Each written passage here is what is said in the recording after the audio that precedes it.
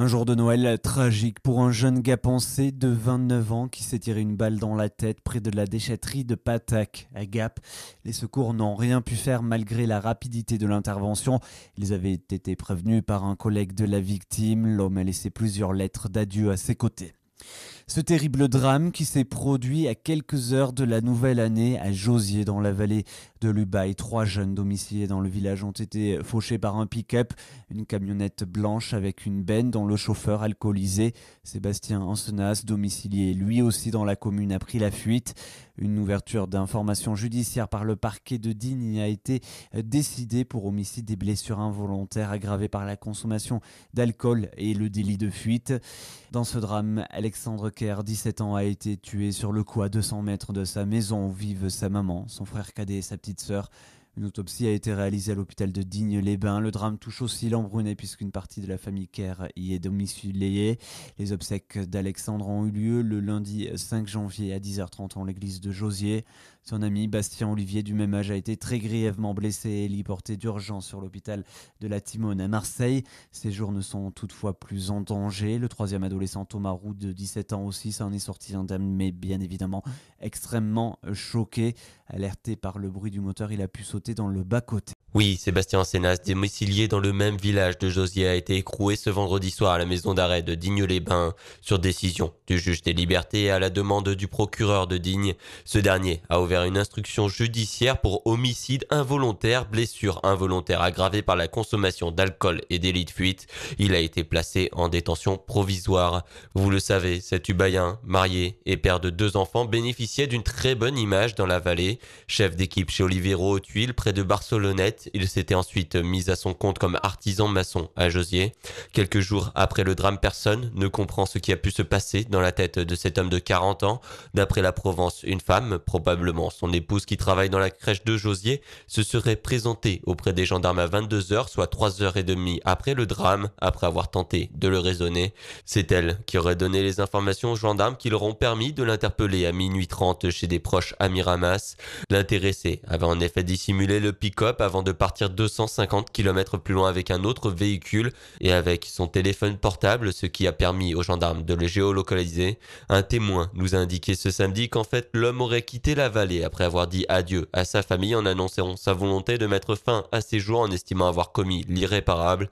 Il serait donc descendu chez ses proches à Miramas pour leur dire adieu.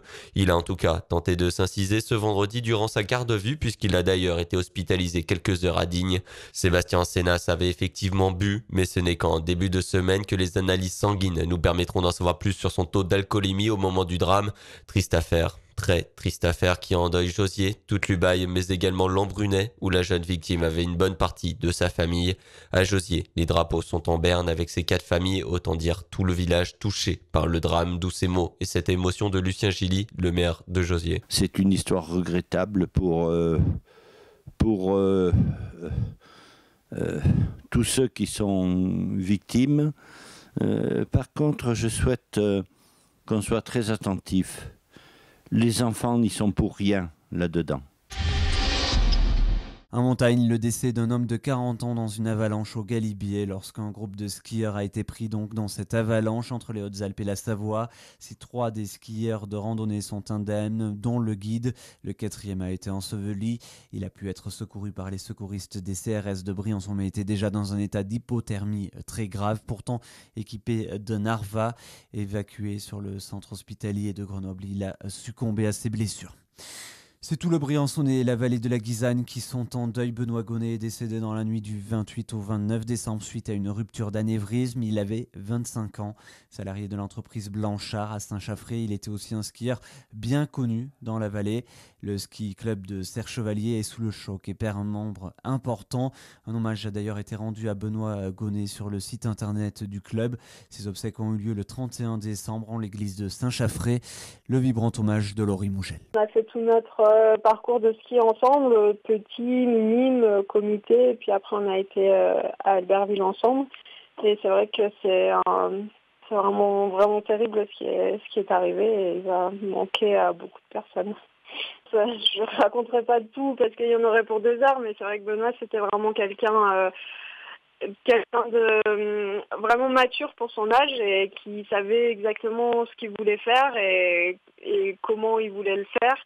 Et c'est vrai qu'à un moment donné, il s'est rendu compte que le ski, c'était plus vraiment ce qu'il aimait le plus et il a eu le courage de prendre les décisions qu'il fallait pour changer de vie. Et il était vraiment, c'était quelqu'un d'hyper travailleur, vraiment mature et vraiment trop sympa. C'est un drame qui a endeuillé le Queyras, la mort d'Adrien Pascal à l'âge de 25 ans. Le jeune homme est décédé des suites d'un accident du travail le 22 décembre dernier sur son lieu de travail à Aubagne, dans l'entreprise familiale. Adrien Pascal a heurté une poulie et s'est grièvement blessé à la tête. Un accident fatal qui a touché donc la commune de Châteauville-Vieille, d'où est originaire la famille Pascal. Il s'agit en effet du petit-fils de l'ancien maire de Châteauville-Vieille de 2001 à 2007. Son décès a ému beaucoup de Champsaurins et de Gapençais. Émile Bertrand est parti à l'âge de 92 ans. Il avait été assureur à Saint-Bonnet jusqu'en 89. Ses obsèques ont été célébrées le 24 décembre en l'église de Saint-Bonnet. Et puis au registre des faits divers, le décès d'un chasseur de 55 ans. C'était ce 4 janvier. Il était habitant de la commune de Seine-les-Alpes dans la vallée de la Blanche. Il a fait une chute d'une 50aine de mètres depuis une falaise. Enfin, dans un tout autre registre, l'un des événements marquants de cette quinzaine dans les Alpes du Sud, c'est ce samedi noir sur les routes et rails du département. 10 heures pour faire Saint-Chaffré-Gap, 3 heures pour faire Gap-la Bâtie-Neuve au lieu d'un quart d'heure. Des bouchons monstres dus en grande partie à la neige, à l'arrivée des touristes et à des problèmes liés au manque d'équipement pour l'hiver, à tel point que des milliers de naufragés de la route ont passé la nuit du 27 au 28 dans leur voiture ou dans des centres d'hébergement d'urgence. C'est admirable d'accueillir les gens aussi bien au chaud, tout ça, dans l'imprévu. Du jamais vu, tous les hôtels du département pleins à craquer, plus de 1000 personnes hébergées d'urgence dans les Hautes-Alpes, comme ici à la Bâtie-Neuve.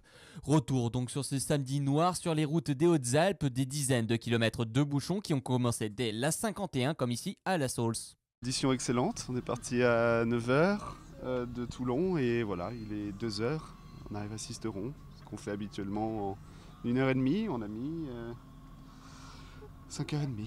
C'est très compliqué, on est parti à 9h45 de Marseille et on arrive à peine maintenant, il nous reste encore un peu de route à faire. Fait exceptionnel, le col Bayard a été entièrement fermé à la circulation. Pris au piège, quelques 200 véhicules ont été bloqués pendant plusieurs heures entre le col Bayard et la rampe du Moti. À Gap, pourtant, en début d'après-midi, rien ne laissait présager cette coupure, aucune indication des autorités. Si on n'a pas vu un chasse-neige, on n'a rien vu ce matin, rien. Alors, on se demande s'ils sont en grève ou pas. La neige qui a entraîné aussi de nombreuses perturbations à Briançon, les automobilistes ont là encore dû prendre leur mal en patience pour circuler dans la ville. Et les Alpes de Haute-Provence n'ont pas été épargnées, elles ont aussi été paralysées dans sa partie ubayenne. Difficile de rallier Gap à Barcelonnette comme nous le montrent ces images au col Saint-Jean. Une situation épique, pire que lors du dernier épisode aussi compliqué, c'était il y a une quinzaine d'années. À l'origine de ces difficultés, l'état des routes, mais surtout le fait que beaucoup de vacanciers aient décidé de partir en fin d'après-midi en voyant la neige s'arrêter. Résultat, 20 km de bouchons entre Sisteron et la Saulce, puis des blocages en série tout au long de la RN 94, la route des stations. Ce sont en particulier les automobilistes qui se sont mis à chaîner sur la chaussée qui ont provoqué une telle congestion.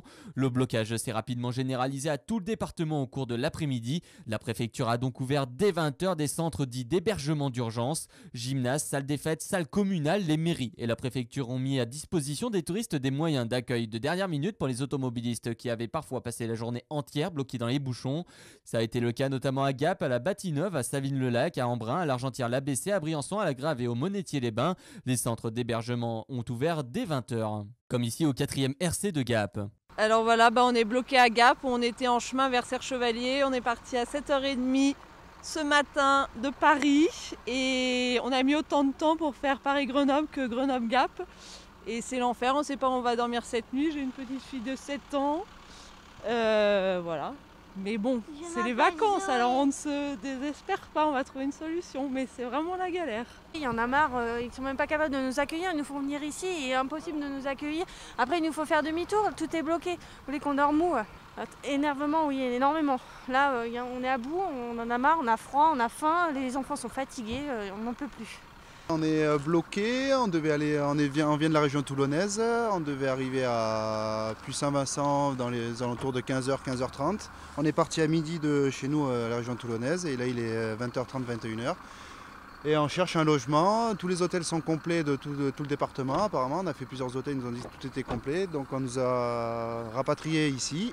Et ici, ça a l'air complet aussi, donc on ne sait pas trop. Donc on espère qu'il y a un plan d'urgence qui se mette en action pour qu'il y ait plus de place pour nous, quoi.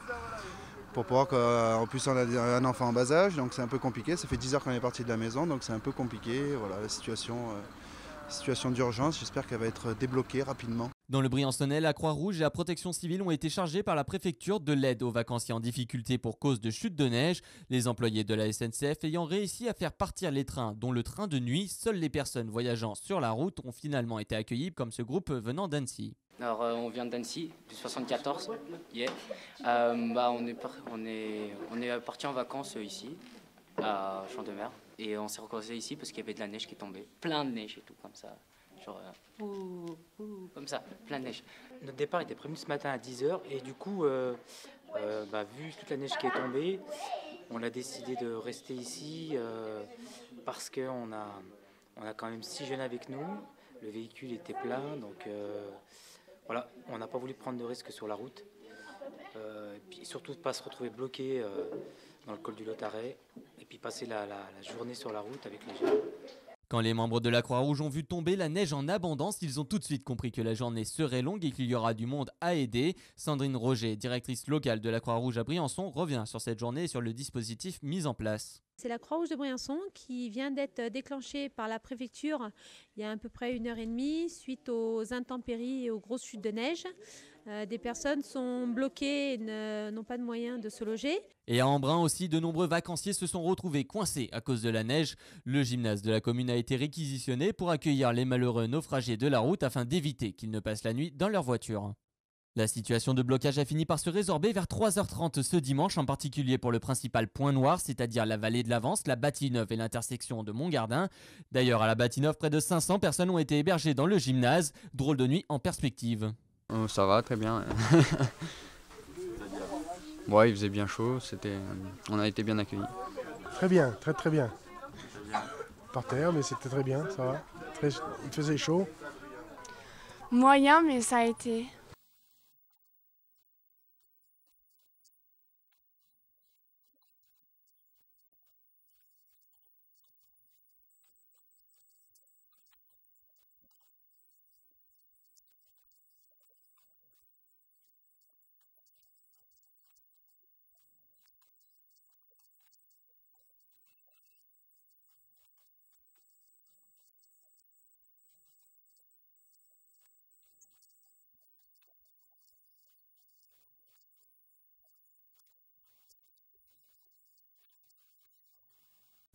Le choc après la mort de Jean-Yves Dussert, le président du Conseil général et sénateur des Hautes-Alpes, s'est éteint des suites d'une longue maladie à son domicile à Chabot. L'hommage d'ICI TV, signé Jean-Marc Passeron. Comme tous les Hauts-Alpins, nous aussi on a du mal à se faire à l'idée. Certes, on le savait gravement malade, mais personne ne pensait que les choses puissent aller aussi vite. Jean-Yves Dussert s'est donc éteint ce samedi matin à son domicile à Chabot, dans sa vallée du Champsaur. Sénateur et président du Conseil général des Hautes-Alpes, il allait avoir 62 ans le 1er janvier prochain. Voilà des mois qu'il se battait contre un cancer avec toute sa volonté, mais également en toute discrétion, ce qui est l'un de ses traits de caractère. C'est d'ailleurs la même discrétion que souhaite sa famille pour les jours qui viennent et pour les obsèques qui se dérouleront dans la plus stricte intimité familiale. Au fil des années, Jean-Yves Dussert avait gravi tous les échelons de la vie politique départementale, sans jamais quitter son enracinement profond dans son Champsaur où il était unanimement apprécié et respecté. Outre ses fonctions de sénateur et de président du Conseil général des Hautes-Alpes, il continuait à présider la communauté de communes du Champsaur ou encore le syndicat mixte qui gère les stations de Chailleul, Laï et Saint-Léger-les-Mélèzes. Malgré les soins, il continuait à assumer toutes ses fonctions sans rien dire de la lutte qu'il menait contre cette terrible maladie. C'était par exemple encore le cas le 18 décembre dernier où malgré la fatigue, il avait tenu à aller à Briançon inaugurer le nouveau pont de l'avenue de la Gare. C'était sa dernière apparition publique. Oui, mais finalement des conditions de délai très courtes. Quand on voit ce qu'on a fait pendant 3 mois, qu'on n'a jamais gêné totalement la circulation, qu'on a essayé de s'adapter. Bien sûr qu'on a pu effectivement causer des problèmes, mais c'était un pont qui était nécessaire de faire. Nous l'avons fait, c'est un investissement considérable pour le Conseil général et j'en suis très heureux. Jean-Yves Dussert était un homme de consensus. Encarté à l'UMP, il était en fait très centriste, toujours à l'écoute des uns et des autres, y compris de l'opposition de gauche dont les membres ne cachaient pas leur sympathie à son égard. Tout le monde avait été heureux pour lui lorsque le 28 septembre dernier, il avait, malgré l'adversité dans son propre camp, été élu sénateur des Hautes-Alpes, un peu comme une reconnaissance pour les décennies de travail accompli au service de son département. Il a fallu faire une belle et forte campagne, aller à la rencontre de tous les grands électeurs, passer effectivement par le biais des urnes, et puis c'est également le fruit, je pense, du travail de longues années et de la connaissance que je peux avoir du territoire. Donc je remercie bien évidemment tous les électeurs, les grands électeurs qui m'ont fait confiance. Voilà. Jean-Michel Arnaud pour le désistement spontané qu'il a fait en ma faveur, et donc je mesure maintenant le poids des responsabilités qui m'incombent, mais je peux vous assurer que je les assumerai et que je resterai à l'écoute des Walpins et à l'écoute du territoire, et que j'essaierai de porter les problèmes du territoire au plus haut niveau. Alors évidemment, les réactions sont très nombreuses et elles émanent aussi bien des personnalités que des employés, des collectivités qu'il dirigeait. Aujourd'hui, tout le monde est sous le choc, comme abasourdi par la terrible nouvelle. Nous présentons toutes nos condoléances à la famille et aux proches de Jean-Yves Dussert. Nous, comme l'ensemble des Hauts-Alpins, garderons toujours en mémoire le souvenir de sa passion pour son département, de son humilité, de sa simplicité, de sa convivialité, car si Jean-Yves faisait de la politique, c'est parce qu'il aimait les autres. Je crois que le travail a été fait, mais vous savez, pour moi, c'est un travail que je fais depuis longtemps, puisque je connais mon département. Alors ça m'a donné l'occasion de le sillonner. De refaire un tour, effectivement, mais je connaissais bien sûr tous les villages, tous les élus de mon département. Ça m'a permis d'aller les saluer. D'ailleurs, je remercie tous les grands électeurs qui m'ont reçu très, très gentiment et qui m'ont consacré du temps. Et ça a été l'occasion d'aborder évidemment de très, très nombreux sujets et d'avoir des discussions très intéressantes. Alors vous êtes candidat à ces élections sénatoriales de dimanche, vous faites partie on sait que depuis le début d'ailleurs que vous êtes parmi les favoris de cette élection sénatoriale, parce que le scrutin municipal a laissé une majorité assez sensible d'ailleurs aux idées libérales et à la droite dans le département des Hautes-Alpes. La question un petit peu large, c'est finalement pourquoi faire sénateur en succédant à Pierre-Bernard Raymond pour faire quoi pour le département? Vous savez, c'est une question, Jean-Marc, que je me suis souvent posée. Un sénateur, pourquoi faire? Eh bien, je crois qu'un sénateur a un rôle très important, et d'autant plus important aujourd'hui, face à un exécutif qui, pour le moins, comme puisse dire, est en difficulté, face à une Assemblée nationale qui est déboussolée. Moi, je pense que le Sénat doit être le point d'ancrage, doit être le lieu où s'établissent un certain nombre de décisions qui sont des décisions de bon sens. Le Sénat, vous savez, c'est la voix des territoires. Le Sénat, c'est la voix des collectivités locales. Le Sénat travaille avec un certain recul par rapport justement à l'Assemblée nationale, et j'entends moi demain apporter toute ma contribution à ce travail législatif, à ce travail sur les textes, à ce travail sur la préparation aussi de ce que j'appelle de mes voeux, moi, l'alternance pour 2017. Les réactions sont nombreuses et unanimes en ce samedi soir 27 décembre. Son parti politique, l'UMP, lui rend vibrant hommage. L'émotion d'Henriette Martinez. Chacun s'accorde à rappeler l'amour de Jean-Yves Dussert pour son territoire, sa volonté de servir au mieux le département des Hautes-Alpes et son côté consensuel. Également un homme qui cherchait les solutions. Hommage vibrant également à gauche. L'opposition au Conseil général portée par Christian Graglia rend vibrant hommage également à Jean-Yves Dussert, tout comme la députée socialiste des Hautes-Alpes Karine Berger et le député PRG de l'Argentière-l'ABC Joël Giraud, avec qui il partageait de nombreux points de vue sur le département et l'avenir des Hautes-Alpes. Notez également cet hommage du préfet des Hautes-Alpes Pierre Bénard. Autre hommage rendu, celui de l'ancien ministre et député des Hautes-Alpes Patrick Ollier, c'était sur l'antenne de DC TV. Mais d'abord, j'ai perdu un ami très cher, qui pour moi était un compagnon de 15 ans de combat, 3 législatures dans le département des Hautes-Alpes. Il a été mon suppléant, mais il a surtout été mon ami. Et pour moi, c'est une terrible nouvelle. Bien sûr, je savais qu'il était malade, mais je n'aurais jamais pensé que ce soit aussi brutal et aussi rapide. Les Hautes-Alpes ont perdu beaucoup en perdant Jean-Yves.